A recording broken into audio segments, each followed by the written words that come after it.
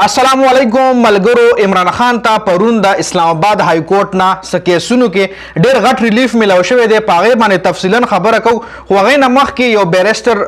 अकील मलक थे چې هغه د عمران خان حواله سره ساجيبه خبرې کړې دي چې عوام د سره دومره مینه ولې کوي عوام ولې د په محبت کې دومره لیونه شوی دی عمران خان یادای څه خبرې کړې دي پاغه باندې تفصیلا خبره کو خو دله به جواب تاسو په کمنټ کې ورکوي چې ولې عمران خان سره د پاکستان عوام مینه لري ولې ور سره محبت لري جی نو بیرستر اکیل ملک ویلي دي چې عوام ولې عمران خان سره دومره مینه کوي کوم عمران خان سره په کوم خبره باندې دومره مینه کې مبتلا دی داسې سړی چې ملک هر ځای کې रसवा करे दे दुखी दिल से कह रहा हूँ چې د دې هر څه باوجود هم عوام عمران خان سره بیلوس مینه لري بیلوس محبت لري جی نو تاسو مال داسې زه خو چې الته عمران خان د پاکستان بدنامي کړی وي یا پاکستان رسوا کړی وي او تاسو کمنټ کې وایي چې د عمران خان سره د پاکستان د عوام دومره مینه ولې ده د دې جواب تاسو دله په کمنټ کې ورکړئ جی اوس په خبرو کو چې عمران خان ته په کم کې سونو کې ریلیف ملو شوی د اسلام آباد های کورټ د طرفي پاغه باندې به تفصیلا خبرو کو جی عمران خان ته اسلام آباد های کورټ نه پرون ډیر غټ ریلیف ملو شوی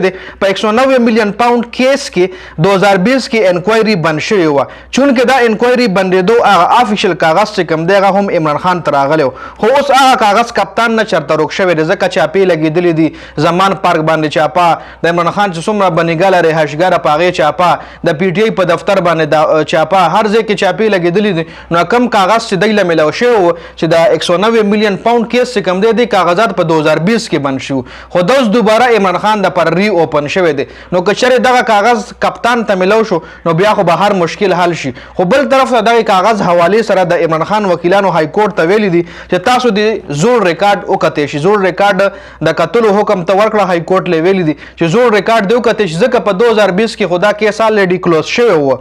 نو غي نه پس بیا ته فیصله جاری کړه بل سماعت پورې با اوس بیا اسلام آباد های کورټ دا فیصله وکړه چې صحیح د فیصله نه جاری کوم بل سماعت پورې فیصله ډیلی دا بل سماعت پورې په دې کیس کې هیڅ قسم پیشرفت مخله ناراضي دا هم د عمران خان د لپاره غټ ریلیف ته ځکه چې د غوستل چې عمران خان ته په دې کیس کې هم 190 مليون پاوند کیس کې هم سزا ملو شي جی بل توشاخانه کیس ته هغه حواله سره هم اپډیټس راغلي دي عمران خان په توشاخانه کیس کې 36 ورځې داسې پر ریماند باندې 36 ورځې هغه پر ریماند باندې الریډي تیرې کې مخکې دا ریماند 40 ورځې او بیا 14 ورځې راغو چې کله د نواز شریف خپل کیسونه